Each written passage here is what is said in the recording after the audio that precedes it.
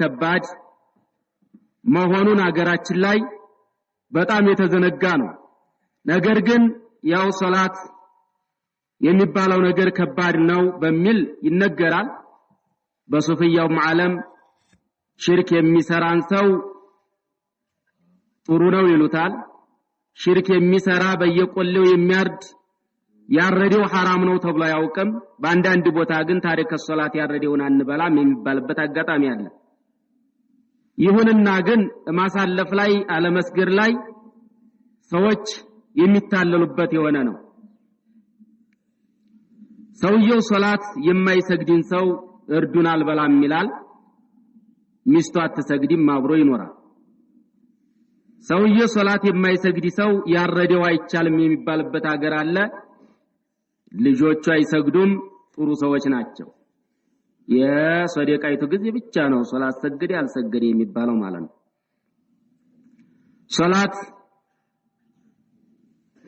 ተአርካን الاسلام ሆኖ መተው ያከፍራል በሚል ሰለፎች ወይንም ሐዲስ ያለበት የሆነው እሱ ነው። ግልጽ በሆነ ሁኔታ ማለት ነው። ሶላት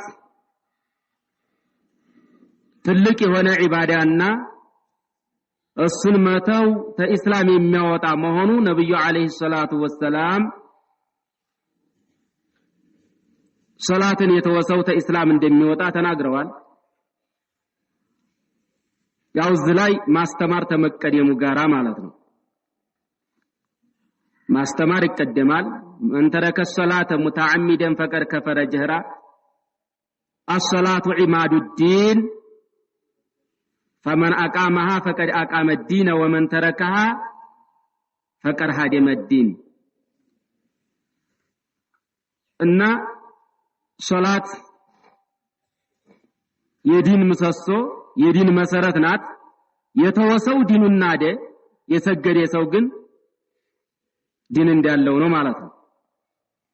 ነብዩ አለይሂ ሰላቱ ወሰለም በሰውየውና በክዴት መካከል ተርኩ ሶላት ነው ድንበሩ ብለው ተናግረዋል።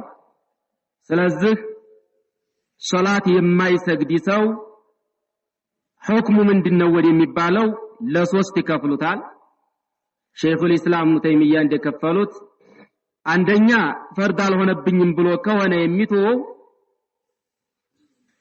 ጃህድ ካለ ይሄ ኺላፍ እንኳን የሌለው የሆነ ነው ተኢስላም ይወጣል ማለት ነው።